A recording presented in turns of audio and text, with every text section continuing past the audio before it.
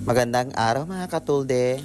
Sumama nga pala ulit ako upang mamalengke. Nandito nga pala kami sa bayan ng Talavera. At papunta kami sa Sangitan Wet Market mga katulde. Tawang-tawa nga sila kasi nagbaon pa ako ng kumot. Kasi naman, ikaw ba naman tagos hanggang buto yung lamig? Naalala ko tuloy nung panahon na si tatay pa ang nagtitinda. Halos 2 dekada din siya nagtiis at nagsakripisyo. Tiniis niya ang puyat at lamig para lang mairaos kami sa pang-araw-araw mga katulde. At ngayon nga ay nararanasan na namin. Kaya nga tuwing nagbabiyahe kami, ay taimtim din ako nagdadasal mga katulde na sana ay maayos kaming makarating at makauwi. At sa awa nga ng Diyos ay maayos kami nakakauwi mga katulde. At eto nga pala mga katulde, tawang-tawa nga rin ako kay Jowa dyan kasi balot na balot din siya ng kumot kahit ang kapal na ng jacket niya. Kung hindi niyo napapansin mga katulde, nakasiksik din ako dyan pero sinasakripisyo ko lang mga katulde para lang may mai-content ako. At nandito na nga pala kami mga katulde sa boundary ng Cabanatuan at Talavera. At habang nasa biyahe nga kami, ay pinagmamasdan ko din ang bawat paligid na nadadaanan namin. Kaya rami na kasi nagbago mga katulde. Ay siya nga pala mga katulde, pagpasensyahin nyo na kung ganito ang pagbi-video ko at saka pagbo-voice over ko. Kasi wala pa po akong pambayad sa edit. May mga video na rin kasi akong na-edit, kaya lang, for pa ang inyong katulde. Kaya tiis-tiis lang po muna sa ganitong klaseng video. Siya nga pala, nandito na pala kami sa tulay ng Valdefuente. Malapit na rin pala ito sa Sangitan Wet Market at maya-maya pa nga lang ay nandito na rin kami sa Sangitan. Kaya tuwang-tuwa na ako dahil ligtas ulit kami nakarating dito mga katulde. Mainam nga at hindi baha ngayon kasi nung nakaraan na nagpunta kami dito ay baha ang daan kaya nagputik-putik sa kolong-kolong. Medyo maaga pa nga nung nakarating kami dito kaya yung iba ay sarado pa. Pagpasensyahan nyo na kung medyo magulo ang camera. Kasi naman bako-bako ang daan. Hayaan nyo, pag asenso ng katulad nyo, magdodonate ako dito ng espalto. Charis! At pagkababa ko nga na pagkababa ng motor, ay inayos ko na rin ang aking buhok kasi naman tignan nyo para ng alambre sa lakas ba naman ang hangin kanina mga katulde. Buti na lang hindi nagliparan ng mga alaga ko. Charis! At bago nga kami magsimulang mamalengke mga katulde, ay nag-coffee party muna kami dito.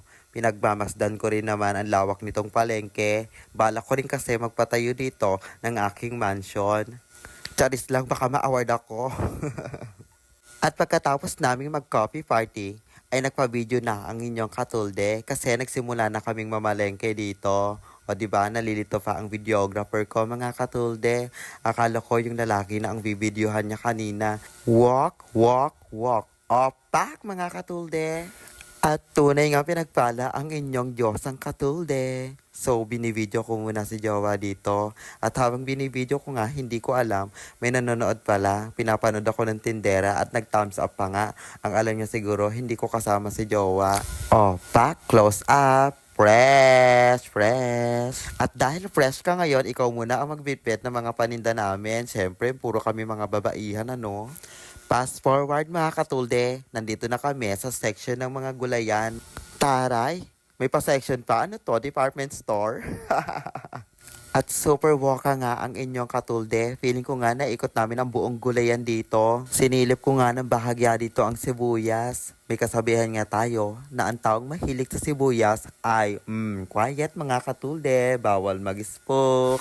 Tapos kasunod pa nito, pechay. May na-imagine tuloy ako mga katulde. Sa dinami-dami ba naman ang inikot naming mga gulayan? Ang ending, dito lang pala kami mapupuntay kung saan pa allergic ang katulde nyo sa pechay na mahiwaga. Pak, lipat na tayo dito sa bangus mga katulde. Pwede na magluto ng sinigang na bangus ang inyong katulde. Sibuyas, pechay, bangus, kulang na lang luya. O, di ba? Nakapagluto agad. At yun na pala ang aming mga pinamili. Pinagkasya lang kasi namin ng maliit na puhunan kaya kokonti lang yan mga katulde. Pauwi na nga kami dito mga katulde. Eto na naman sa makaltag na daan. Feeling ko tuloy sirang-sira na yung matris ko. Kaya siguro hindi ako najujontes. Charis, nagpipiling lang naman ang inyong katulde. Malay naman natin, di ba? May mahimala, may magmilagro. Fast forward mga katulde, nasa highway na kami niyan. At meron nga pala akong ibabalita sa inyo mga katulde. Salamat naman kay Meta at dininig niya ang aking idinarasal. Ito nga pala ay tinitignan ko rin yung mga lights niya. Ang gaganda. Sana may ganyan din kami sa loob ng bahay. Charis! So eto na nga pala yung sinasabi ko mga katulde. Kasunod ng videong ito, maraming salamat sa inyo mga katulde. Nang dahil sa inyo, ay kaagad po akong na-recognize ni Meta. Malaking tulong na po ito kung sakasakali man na pala rin. At nang dahil po dito mga katulde, ay lalo po akong na-motivate. Noon pa man mga katulde ay pangarap ko na maging isang content creator.